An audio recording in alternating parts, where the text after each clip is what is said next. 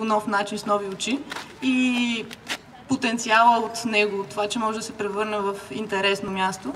И изобщо цялото Панчаревско езеро, което има страхотни места около него, обаче са леко занемарени в общия случай. Така се роди идеята да се превърне това нещо в едно по-интересно място.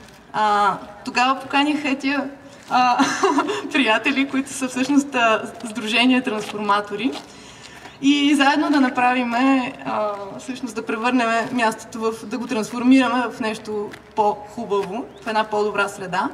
И сега ще им дам думата да разкажат как всъщност се получи първия етап от нашата инициатива. Мерси, аз съм Валери, приятно ми е. Само да кажа, че Мариана ни писа преди около 2 години въпросния имейл с снимките от таблото и от тогава мина доста време и вода. Изтече, докато успеем да задвижим това нещо. Писахме писма до Министерство на спорта, до къде ли не, от никъде нищо не потръгваше.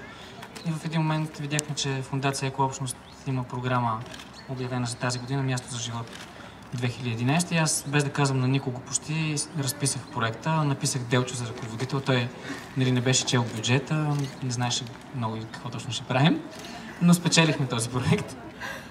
И започнахме работа от май месец тази година с едно почистване, което беше месец след почистването на телевизията, която чисти България за един ден. Боклуците бяха изумително много. За този един месец се бяха събрали. След което юни започнахме с един workshop в самото табло.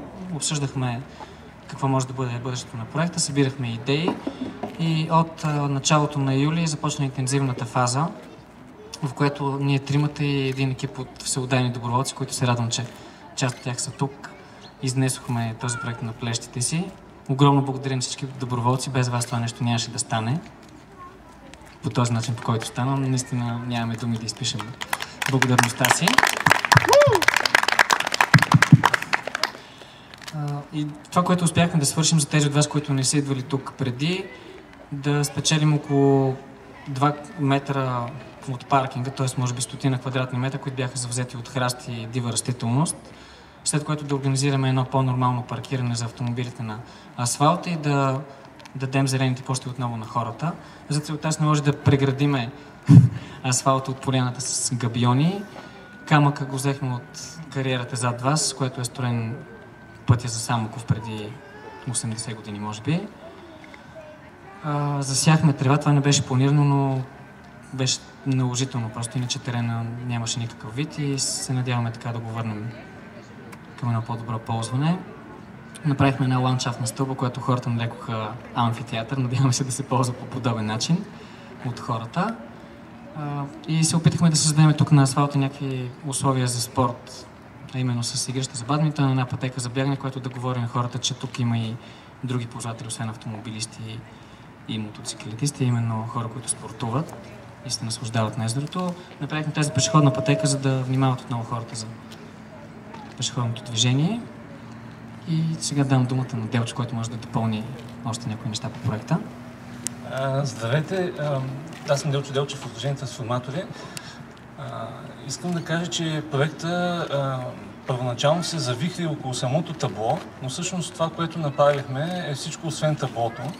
Него го оставихме за десерт, когато намерим съответното финансиране. То е съоръжение, изисква по-сериозна работа и отношение. Така че ще има и втора фаза на този проект, в който се надяваме да реконструираме самото табло и да направим кей, на който да може да откарите, каякарите спокойно да си пускат лодките, а не както в момента има опасност да си ги повредят, когато ги пускат от брега. И също така се надяваме в втората фаза, съвместно с район Панчарево, да намерим правилния път и устойчивия модел да се развие не само това място, но и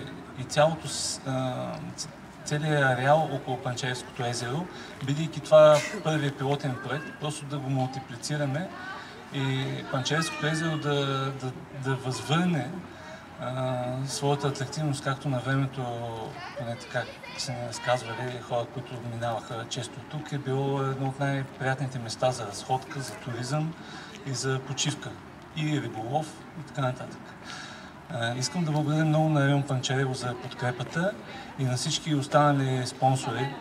Лесоцентъра, Бош, фундация Екобщност, която ни даде основното финансиране, CVS и надявам се да не забравя всички останали, всички останали хора, които малко или много са подпомогнали проекта.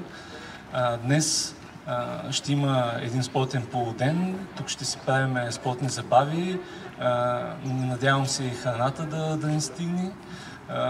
Вечерта ще има барбекю със специалното следствие на Храни Жика, ще има църпа и късно вечерта с залез слънце ще приключи днешния ден. Благодаря ви много, че дойдохте. Искам да дам думата на кмета на район Панчарево. Благодаря. След толкова много добри думи, за мен не остана много. Аз първо искам да изкажа своята радост, че всички вие, млади хора, избрахте този район и това място и да ви благодаря, че работихте неуморно, за да му придадете този вид, който е в момента. С усилията на вас успяхме да покажем, че дозина млади хора могат да направят чудеса за много от жителите на София, които ползват Панчаревското езеро за отдих и за спорт. Надявам се това да е първата ни съвместна инициатива и всяка следваща да бъде по-добра.